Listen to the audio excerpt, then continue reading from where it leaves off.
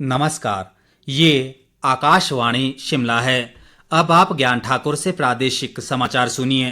प्रदेश में 1 जून को होने वाले लोकसभा चुनाव व विधानसभा उपचुनाव को लेकर राजनीतिक सरगर्मियां तेज हो गई हैं। दोनों ही प्रमुख दल भाजपा व कांग्रेस चुनाव प्रचार में जुटे हुए हैं। भाजपा ने एक ओर जहां लोकसभा चुनाव और 6 विधानसभा सीटों पर होने वाले उपचुनाव के लिए अपने प्रत्याशी उतार दिए हैं, वहीं कांग्रेस ने अभी तक 2 लोकसभा के अलावा 3 विधानसभा सीटों पर ही अपने प्रत्याशी उतारे हैं।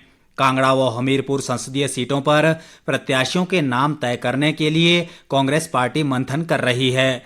माना जा रहा है कि अगले कुछ दिनों में पार्टी द्वारा सभी प्रत्याशियों की घोषणा कर दी जाएगी। राज्य में चुनाव आयोग द्वारा लोकसभा चुनाव के साथ विधानसभा उपचुनाव के लिए 7 मई को अधिसूचना जारी की जाएगी और इसी दिन से नामांकन पत्र भरने की प्रक्रिया शुरू हो जाएगी। उम्मीदवार 14 मई तक अपने नामांकन भर सकेंगे। अगले दिन 15 मई को नामांकन पत्रों की जांच की जाएगी और 17 मई तक इच्छुक प्रत्याशी अपने नाम वापस ले सकेंगे। वरिष्ठ कांग्रेस नेता व मुख्यमंत्री सुखविंदर सिंह सुक्खू ने कहा है कि राज्य सरकार जनजातीय क्षेत्रों के विकास के लिए वचनबद्ध है और विकास में धन की कमी को आड़े नहीं आने दिया जाएगा। केलंग में आज पार्टी कार्यकर्ता सम्मेलन को संबोधित करते हुए उन्होंने कहा कि लाहौल स्पीति में विधानसभा उपचुनाव के लिए पार्टी हाईकमान द्वारा जल्द ही प्रत्याशी की घोषणा की जाएगी और सभी कार्यकर्ता एकजुट होकर चुनाव जिताने का प्रयास करेंगे। मुख्यमंत्री ने भाजपा पर धन बल से लोकतंत्र को कमजोर करने की नाकाम कोशिश करने का आरोप लगाया। उन्होंने कहा कि लाहौल स्पीति प्रदेश का पहला जिला है जहां महिलाओं को सम्मान निधि के रूप में 1500 रुपए देने की शुरुआत की गई।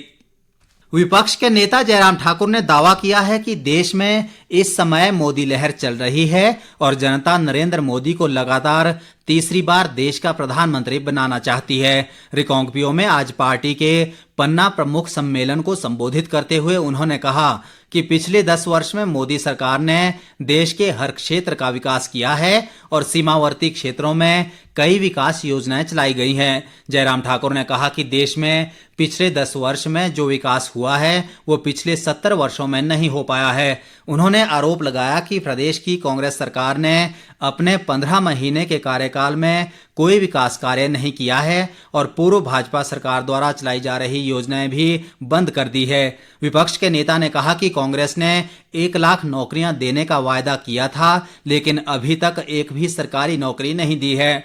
उन्होंने लोगों से भाजपा प्रत्याशी कंगना रनौत के पक्ष में मतदान करने की अपील करते हुए कहा कि वो जनता की हर समस्या को पुरजोर ढंग से केंद्र के समक्ष उठाएंगे।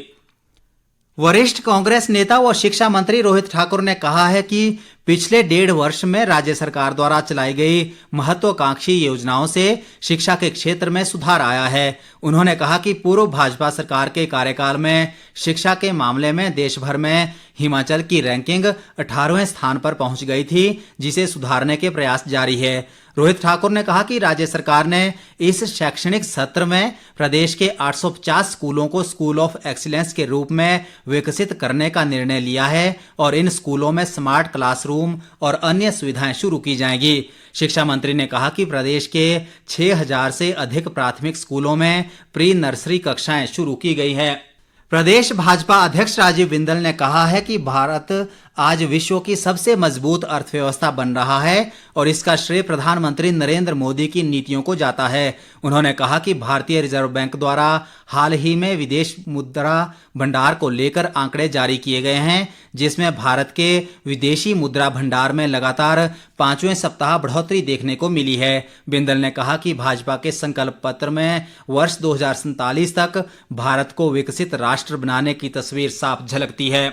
मुख्य संसदीय सचिव सुंदरलाल ठाकुर और आशीष बुटेल ने प्रदेश की आर्थिक बदहाली के लिए भाजपा के कुप्रबंधन को जिम्मेदार ठहराया है। शिमला से जारी एक बयान में उन्होंने कहा कि पूर्व भाजपा सरकार ने चुनाव जीतने के लिए अंतिम वर्ष में सरकारी खजाने का जमकर दुरुपयोग किया और वर्ष 2022-23 के अंत तक प्रदेश पर 92,000 करोड़ रुपए से अधिक का कर्ज व देनदारी थी। इन नेताओं ने कहा कि वर्तमान राज्य सरकार ने आर्थिक नीतियों में सुधार किया, जिसके कारण राजस्व में 2,200 करोड़ रुपए की बढ़ोतरी हुई।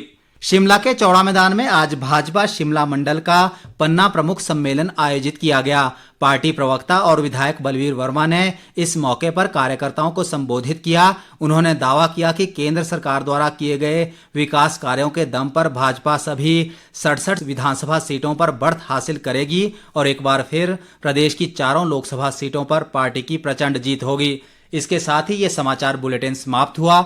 नमस्कार।